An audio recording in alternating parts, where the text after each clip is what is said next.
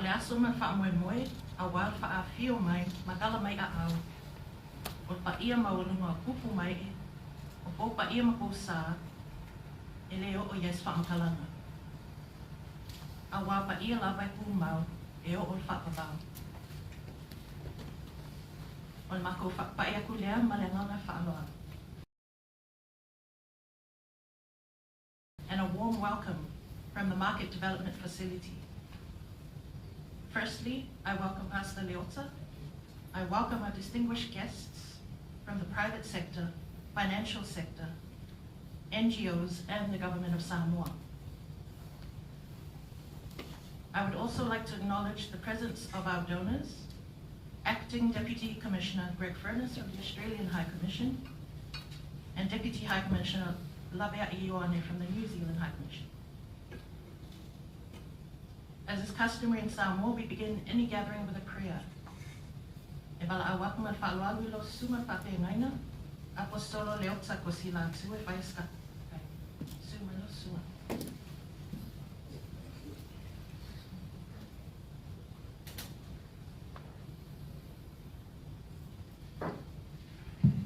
O le atu le whateite le whonga le aso le ni tai au. Ia, ula i atu ma le awa man whaalualu, whawhiroa i atu le pa ima urunga le tātou mautanga. Swafu man malo le tātou li whaola. Te i atu le awa no tu le mai. Ia, ta ina e lo nei tangata se tātou te talo, ia ngata fo lea, ia sina u whamalo si fo i mui tātou. Ia maulunga e le sui hei kumsina Australia, au sunga Greg Furness, ia fo e le sui hei kumsina le alo New Zealand, sunga ia Lavea Ioane, sunga le team leader, Oliver Matheson, sui o le tātou company, Marosi, nei Samoa, e ngata i lea, ia le lolo le tātou mafutanga. Let me just, before I pray, I'd like to thank MDF for inviting me to come and just lead us in a prayer. But before I pray, I just want to acknowledge Australia, Mr. Greg Furness, Deputy High Commissioner for New Zealand, Mr. Lavea Ioane, Team Leader, MDF, Oliver Matheson, and members of the private sector, development partners, ladies and gentlemen. If I may, I want to just start up with just sharing briefly scripture from the Bible, and it's taken from the book of Psalms 133, verse 3. It's a very simple but very profound scripture, and it reads, "To its going down, the Lord's name is to be praised. From the rising of the sun to its going down, the Lord's name is to be praised." Ia vi ia le swafo Iova, e a fua mai le mea e arua e ai le la, e o antu i le mea ngonto ai. Ia vi ia le swafo Iova, e a fua mai le mea e arua e ai le la, e o antu i le mea ngonto ai. It's a very simple message from the psalmists. He reminds us that from the sunrise to the sunset, the Lord's name is to be praised. The question, I guess, for me and for us this morning is why? And the answer is simple. At least I think it's simple. And it's simply because it reminds us of God's love and mercy and goodness every day. Just as the sun rises each morning and just as it sets at the end of the day, so is the love and the mercy and the faithfulness of God. It never fails. You can count on the sun to rise. You can count. You don't have to do anything. We simply rely on it, and we expect the sun to rise every morning without us having to think too much about it. And in the same manner, we think and we anticipate the sun to set, just like it rises every morning, without us thinking too much about it. And so the psalmist uses this scripture to describe, in the same manner, the love and the mercy and the faithfulness of God. We can't explain how the sun does that every morning, and at the end of the day, it does the same thing. It rises, it sets. We expect that to happen. So the psalmist is saying, just like the sun rises, and just like it sets at the end of the day, let the Lord's name be praised. I wear many hats. This morning I have been asked to lead for prayer, and I'm privileged and want to thank you for providing me with this opportunity. As an environmental person myself, I fully understand the importance of the sun. And now I'm speaking about my experience as an environmentalist. As the former CEO of SPREP, solar energy is not something that's new. It's something that I believe that we need to harness because it's free. Everybody say free. That don't sound very free this morning. We say that again, everybody say free. Free. It's free. You don't have to pay for the sun. It rises just like I said, and it sets every day. But it's free. It's a guaranteed renewable energy source that can be captured, harvested, and utilized for our energy sources, or needs, rather. And, you know, our statistics here in Samoa, they show that 45% of Samoa's energy needs are derived from renewable energy sources. The other 55% are derived from fossil fuels, which is diesel. But if you break down further Samoa's renewable energy sources, 50% are derived from hydropower plants, while solar accounts for 46%. The rest comprises of biomass and wind, but quite small. But to put it in context, the overall energy sources of Samoa, when you look at solar, according to the stats that I've seen, solar power accounts for only about roughly 21% in terms of our sources for renewable energy. In case you're wondering where I got those figures from, you can look up the Samoa Energy Sector Plan. Financial year 2023, 2024 to 2027, 2028. There it is. But like many island nations in the Pacific, the sun is the most abundant source, yet it is unutilized, or underutilized rather. Its power is plentiful. We all know that. In the Pacific, we have plenty sun, you know, all year round. I note that the cost of solar panels has gone down, which is good, and it continues to gradually do so. But it's the other important issues associated with that I think, and I haven't seen the report yet, but I'm keen to have a look at that. But it's the other related issues that are critical to continue to harness our solar energy. See, most of the time we think of solar, when we talk about solar panel, we just think of the solar panels, and that's it. But we forget there are other parts of that whole setup, like, for example, the inverter. It's the inverter that converts, you know, that solar energy into usable electricity, that makes it usable. Unfortunately, the cost of an inverter is not very cheap. And then, of course, it depends on the extent and the nature of your project. And also batteries, you know.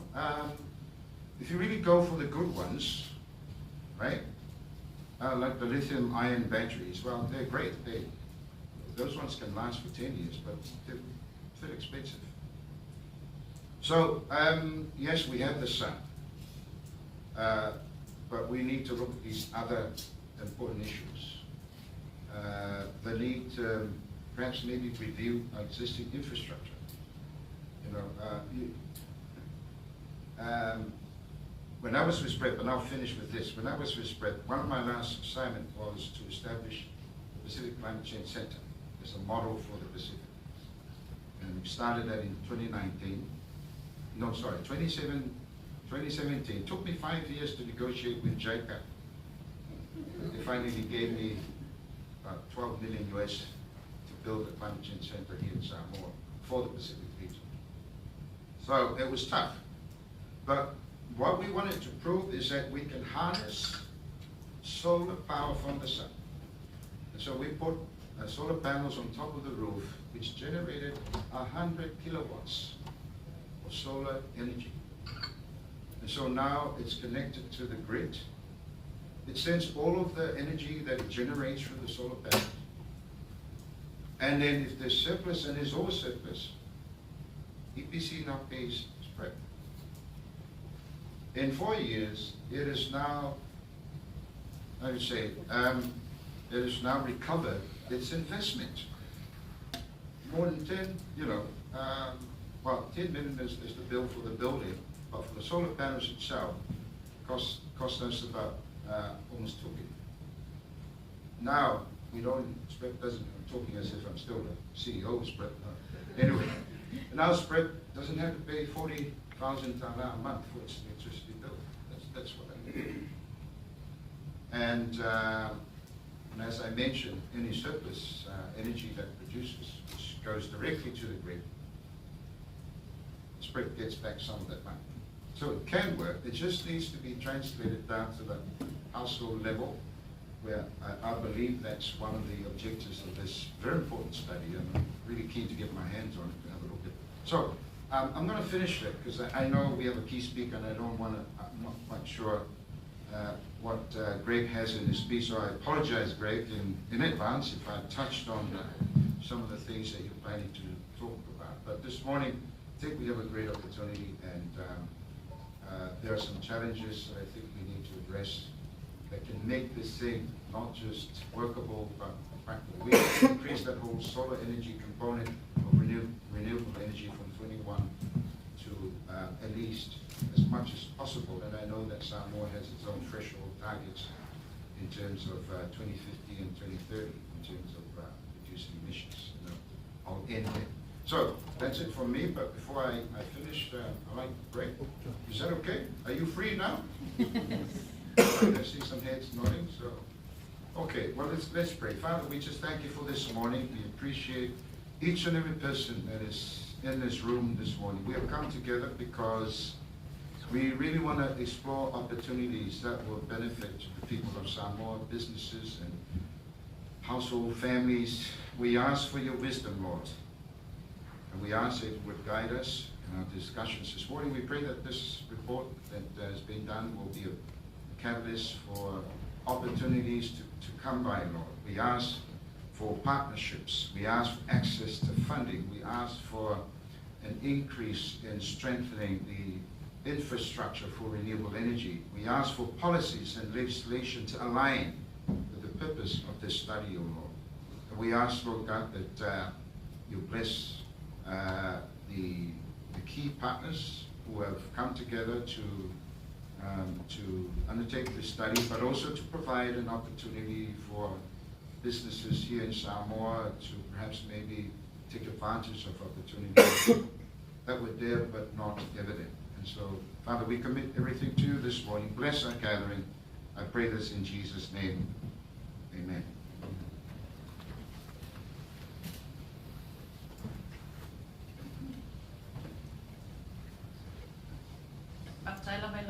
For your blessing this morning and for your imparting words of wisdom from many years' experience in the renewable sector.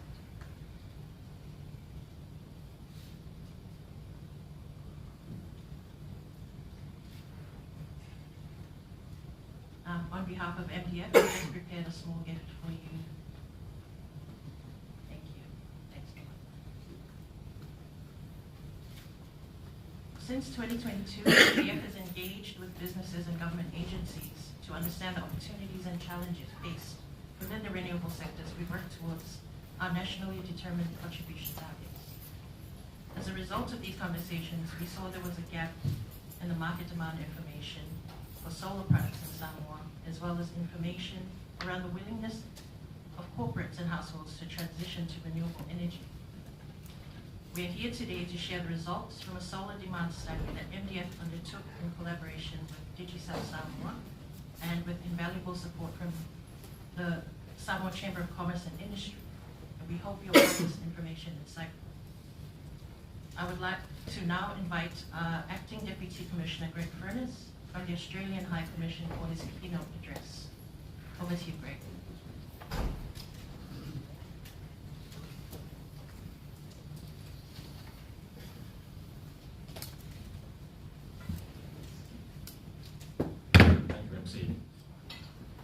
Sincere acknowledgements past earlier if we can all agree there has never been a more perfect person to deliver the word of the Lord at an event such as this, given your professional background. Oliver and Dia, and dear friends from Samoa and those who've travelled from abroad to be here this morning. Talofa lava and a very good morning. Thank you for the warm invitation to speak here this morning on behalf of the Australian Government as a development partner in the implementation of MDF, and with due acknowledgement to the Government of New Zealand as well as a development partner. Here today, including the Samoa Chamber of Commerce and DigiSouth for their key roles in the data collection of the study we're here to celebrate, and from the Market Development Facility itself, for your collaboration and the efforts in compiling these findings here today. And I'll take this opportunity to duly acknowledge some particular friends in the room from ANZ, from the Small Commercial Bank, GM of EPC Farmwood, and many more of you here today.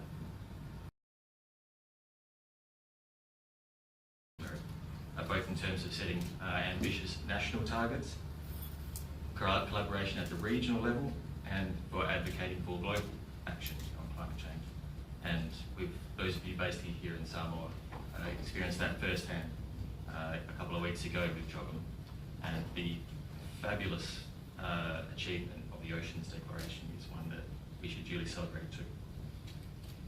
In particular, Samoa's commitment to sourcing at least 70% of its electricity from renewable energy sources by 2031 is a testament to Samoa's dedication. The Australian Government has been proud to deepen our economic relationship with the Samoan Government, including by supporting Samoa's private sector to grow sustainably, to diversify and force Samoa's economy to align with its climate change objectives. The private sector is of course, the engine of economic development and sustainable access to energy. That will be essential to keep this engine running. Later this week, Samoa will chair the PACER Plus ministerial meeting in Brisbane, Australia, where Pacific ministers will meet for the first time in person for a Talanoa on how we can continue lifting investment, increasing trade, creating jobs, and promoting prosperity in our region through the PACER Plus free trade agreement. It goes without saying that the private sector is critical to the outcomes that they discuss. Australia and Samoa share a blue Pacific, and we share the challenges of energy transition. The rising cost of living and potential for electricity prices to increase will mean more innovative solutions are needed to meet growing demand. Our region is stronger when we work together to find solutions, and Samoa is poised for transformation, and Australia is pleased to be a development partner in this journey. And I use the word development partner quite deliberately rather than the word donor. I think there's a connotation with the word development partner as opposed to the word donor that implies a longer term partnership and a longer term commitment to one another. And with a challenge like climate change and an energy transition which is generational, it applies even more so in that context. Australia and New Zealand's investment in MDF to support green energy priorities in Samoa comes at an opportune time as Samoa works towards its NDCs up to 2030. The research findings we discussed today will support Samoan households and businesses to make informed decisions on adopting solar power raise awareness of cost saving and potential benefits from using solar power, and potential pay points for investment in rooftop solar systems. I'd like to acknowledge the Samoan government, the Samoan private sector, New Zealand MFAT and other development partners in the room today for your ongoing work to green the Samoan energy sector. Australia is very proud to be a partner in these efforts. Congratulations to the management and staff of the Samoa Chamber of Commerce, Digicel and MDF for completing the study. I look forward to an insightful and informative program this morning. Thank you all for being here. Te loa.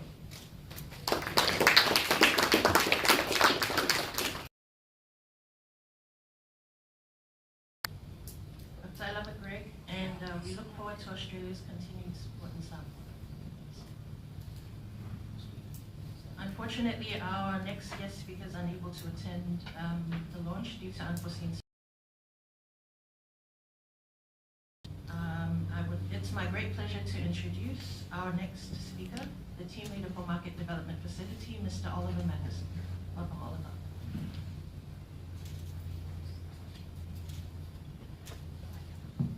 Good morning, everybody, and thank you for all the kind and insightful words said before. I'm Oliver Matheson. I'm the team leader for the Market Development Facility. Thank you all for coming. It's great to see such a packed room, lots of cameras in action. I feel I've been filmed more today than any other time. We're pleased and very honoured to have so many of you here today and have so many colleagues and friends from across the government of Samoa, the Samoa Chamber of Commerce and Industry, from EPC, representatives from the business community, and I believe some solar vendors, from banks and other development partners. My particular thanks to Greg Furness for coming from the Australian High Commission, and for Ione Laviai from the New Zealand High Commission for them being here and for the continued support and funding of MDF. And thank you, Pastor Leota, for your lovely words and prayer this morning. Now, I'm based in Canberra, and this is only my second day in Samoa, and my Samoan colleagues have given me the job of presenting our findings from this study. So if I can't answer all your questions, you'll have to excuse me, but my lovely colleagues here, and Susan here in particular, will be able to help me get into the Q&A.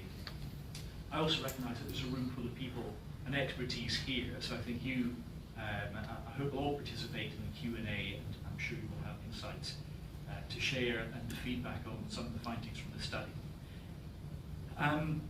Now, just because I'm new here, it'd be interesting for me to just get a bit of an understanding of the composition of who all is in the room. So could you put your hand up if you are here representing the government of Samoa? Thank you. Could you put your hand up if you're here from a bank or a financial institution? Great, thank you. Great to see you here. You played a very important role in this. Who is here from the business community? Great. And can you keep your hand up if you're involved in solar or something associated with rooftop solar? Fantastic. Right, you are super important.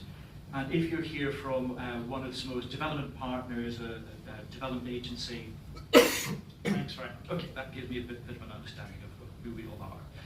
But before we get into the presentation, I just was reflecting this morning on the findings of this study. And in a way, it made me feel rather old, because I realised that there were similarities with what we're discussing today with the very first bit of market research that I was involved in, which was in 1988. I am quite old. And when I was an undergraduate at university, I got involved in a major bit of market research in London, where a company had seen the decreasing cost of production for selling a new unit and thought there was great untapped potential. And I was commissioned, part of the team commissioned, to go and survey potential consumers for this product, because nobody was really sure if this would work. Now, the company was Nokia, And the product was a handheld mobile phone. They didn't exist at the time. There were only briefcase-sized mobile phones, or things in your car, and nobody believed that the unit cost would come down to the point where every consumer would want one, and it would be sensible for that. Wind forward, and nobody would believe that we'd have a world without mobile phones.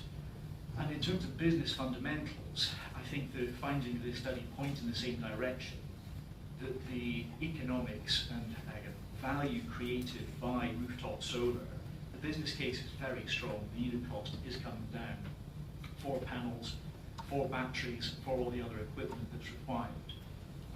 So I do think we're on a trajectory similar to what I saw in 1988, where when I started looking at the facts and the data in terms of demand and cost, the business case was very strong. And I feel there's a very strong similarity with what we're going to be discussing today. So let me start by just giving a quick introduction and overview of MDF for those of you who don't know us. If the technology...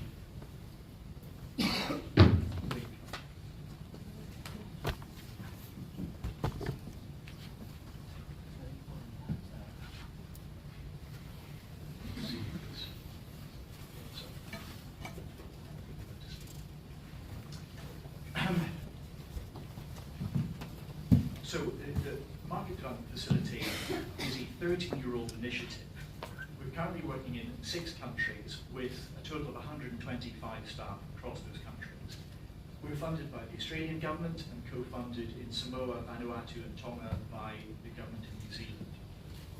We've been working in Samoa since 2022. We set up our office at the very end of 2021, but didn't really get up and running until 2022, so we're still relatively new in Samoa. And we have a team of 5 here who are all present in the room, very capable, backed by a regional team based in Fiji and a global team which I lead, based out of Canberra. In Samoa, if I've got the number correct, we have 10 current activities and business partnerships in a range of areas which I'll quickly run through. So what do we do in MDF? We aim to do good by supporting good businesses. We work like a social venture capital fund, is one way to think of us.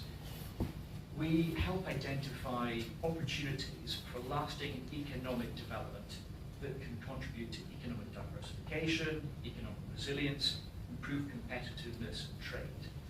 And we do this by identifying markets that have high potential for growth, profitability, and strong social and environmental impact. In these markets, we identify like-minded business partners, and these are often the pioneers, the first movers that are willing to take the risk to innovate and try and do things which others aren't currently doing. We co-invest with these business partners. We always expect business partners to share the risk and some of the investment of these early stage innovations.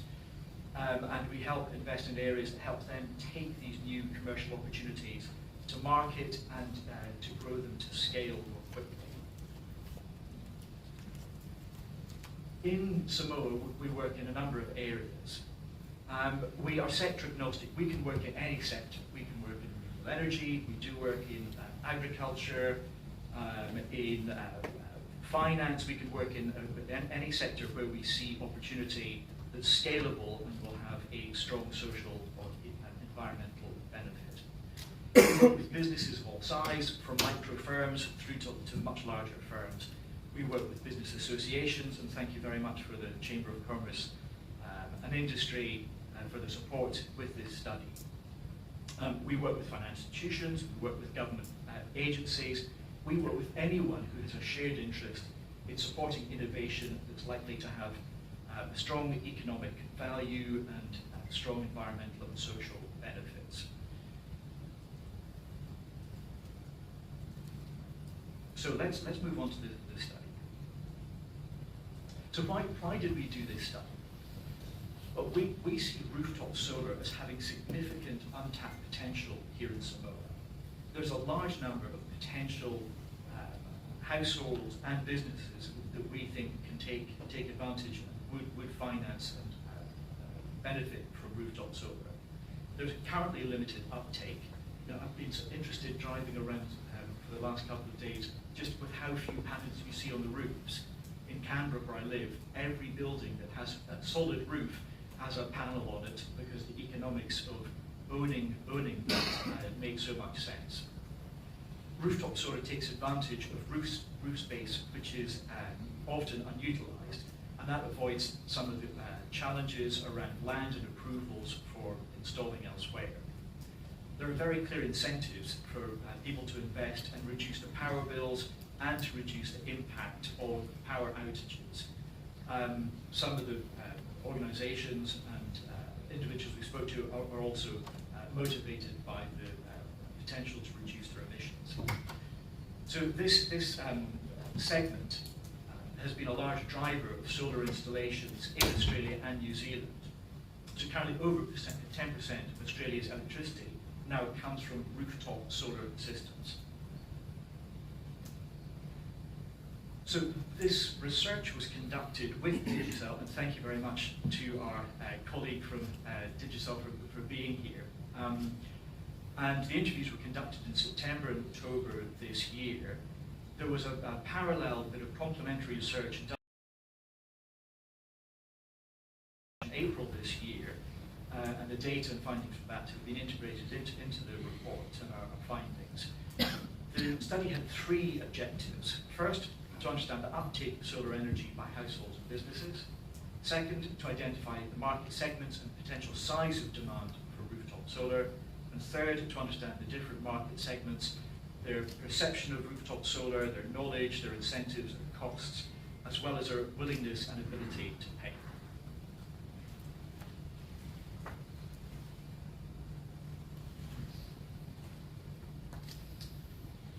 So a little about the methodology on the study.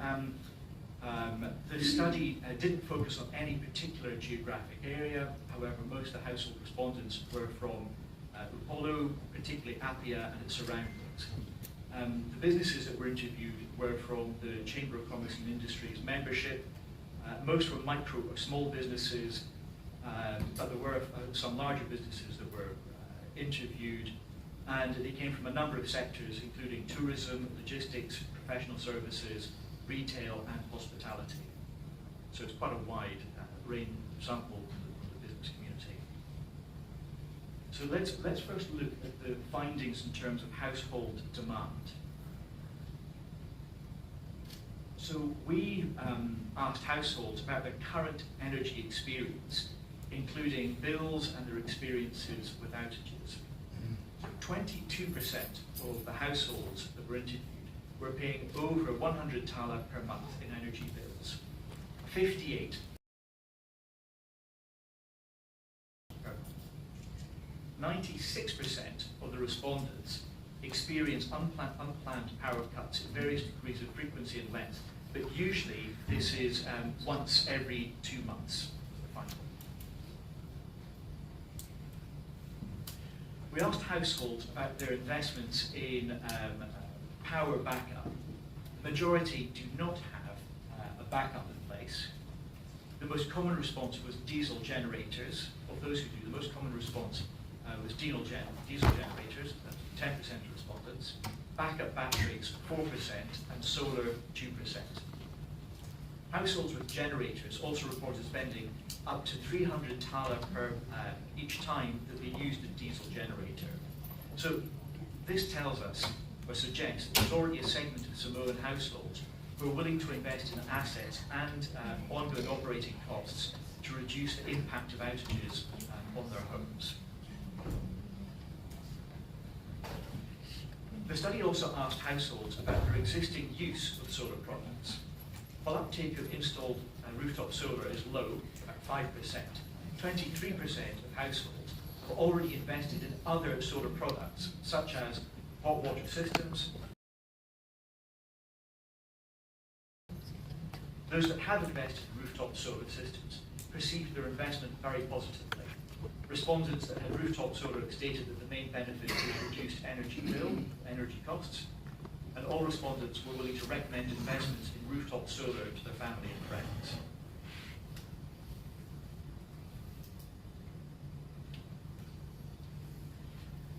We interviewed households around their willingness to invest and their motivations for doing so. Households are generally aware of solar energy, perceive it positively, and are willing to invest in solar energy products to reduce their power bills, limit outages, and reduce their emissions. There was significant willingness across the sample to invest in solar. And I think for me this is one of the key takeaways. 81% of households were willing to invest. That's quite high. So even without households perhaps having a lot of information about what the options were, 81% said they were willing to invest. Cost savings appeared as the most common motivation for this, for their willingness to invest, followed by reducing the carbon footprint and then reducing the impact of outages. It's interesting that those were the three reasons given.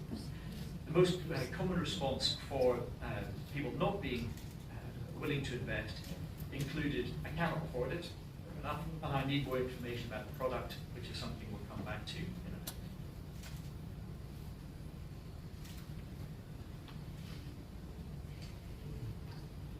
The households are generally aware of solar energy.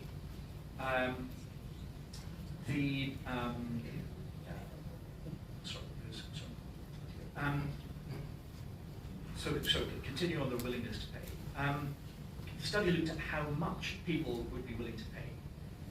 Consumers are willing to make long-term investments to reduce their energy bills, often more than they're willing to invest more than their annual electricity cost. 10% of the sample are willing to pay more than 5,000 tala, and 40% are willing to pay more than 1,000 tala. There was limited correlation between the willingness to pay and their actual energy bills, which suggests that more information may be needed for them on the potential value and rationale for investing in rooftop solar and the returns they would get from that investment. There's also a large segment of households who are willing to make long-term investments in solar. We asked households who were willing to invest, that subset that were willing to invest, how they would like to pay for a solar system. 67% of them said they were willing to use personal funds to invest in solar. That's quite a high percentage willing to use their own funds for that.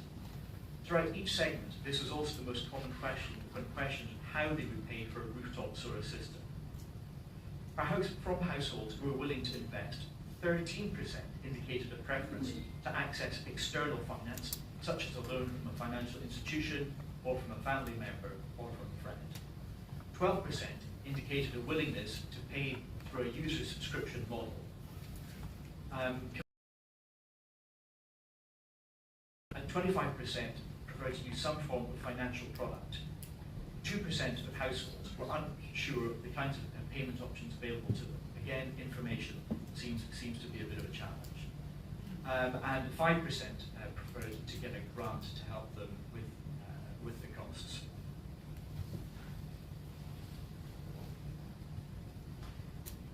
So what does the market look like for businesses, financial institutions wanting to support people to invest in rooftop solar?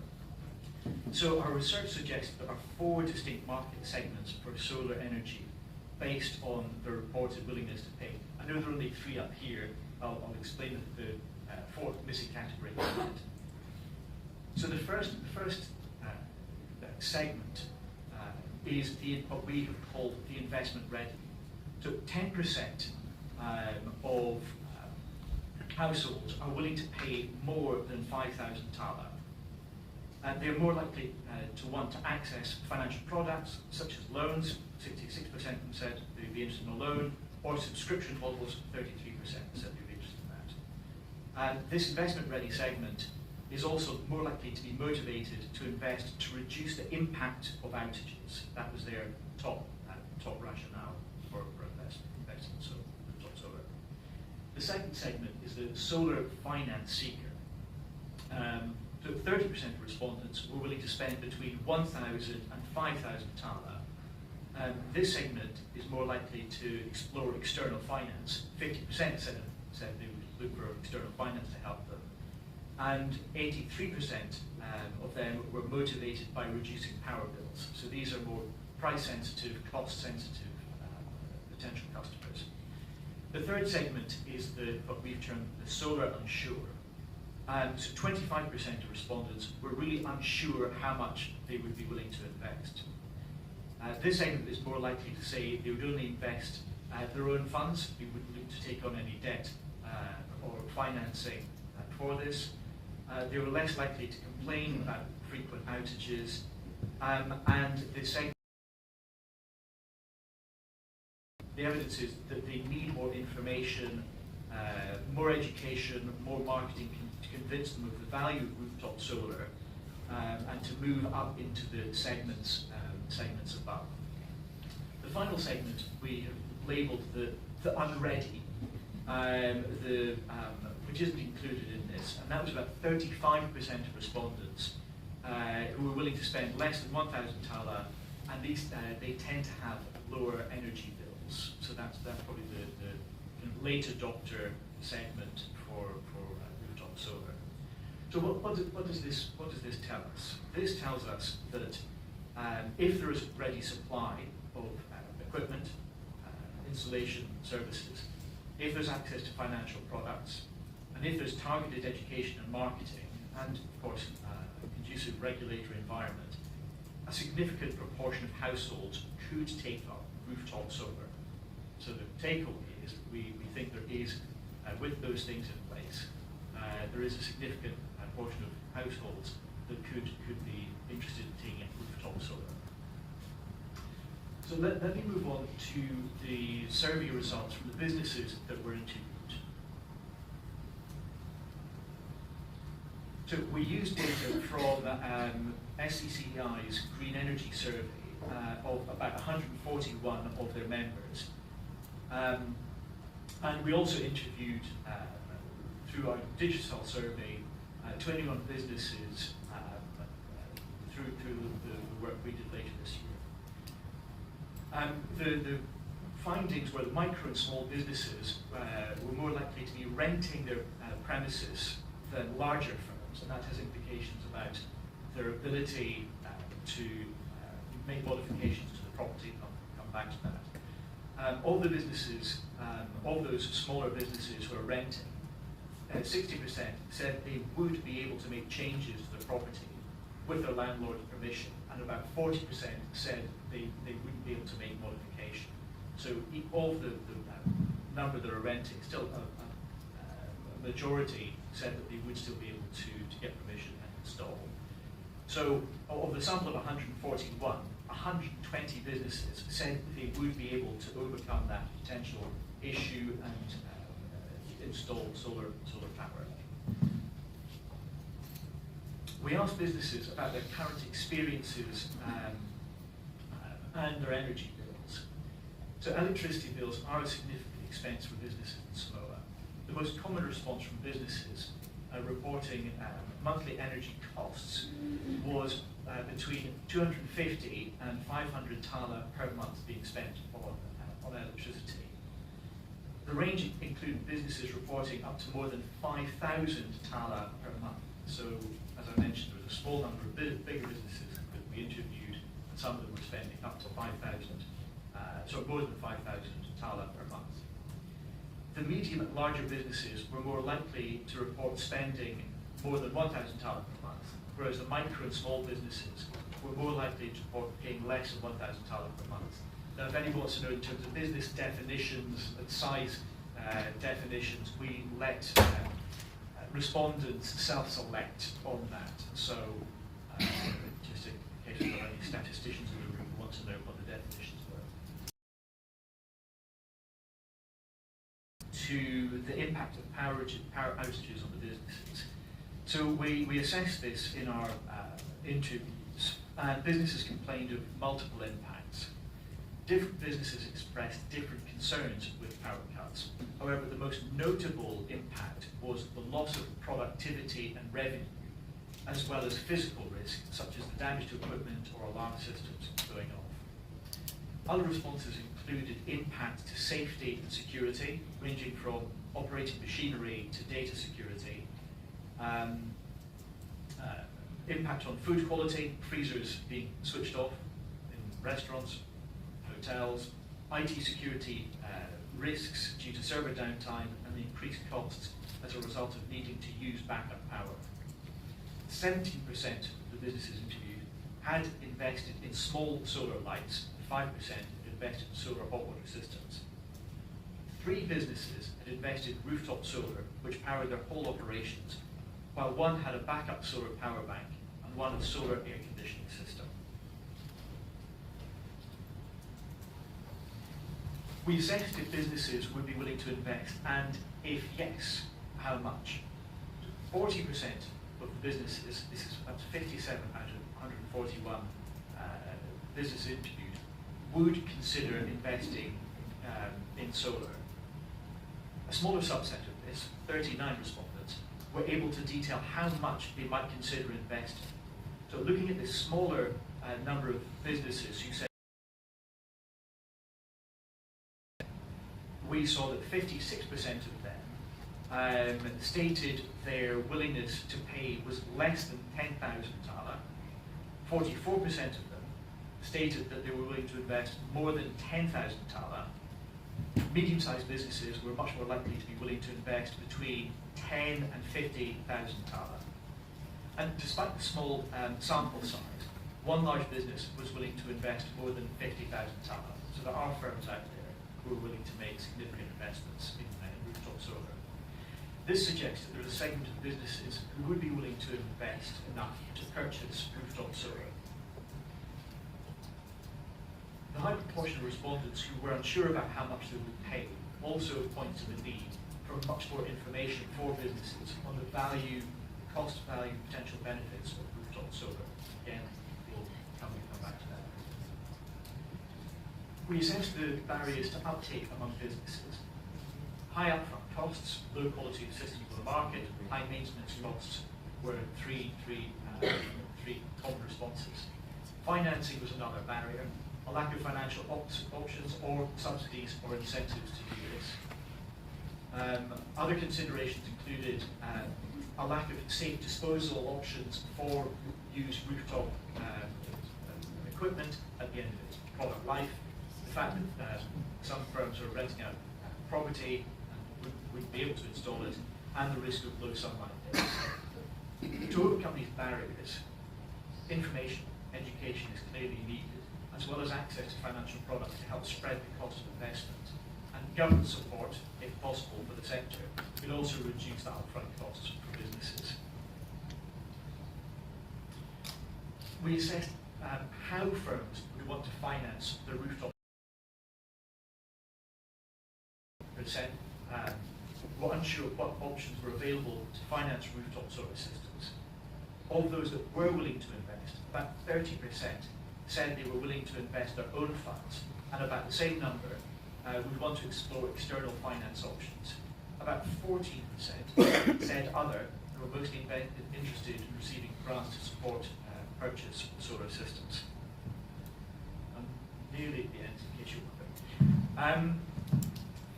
So we looked at which sectors of the economy, which kinds of businesses would be most likely to be early adopters of installing rooftop solar. The research identified that the tourism businesses were the most likely to be interested. 76% of tourism businesses have already considered installing rooftop solar.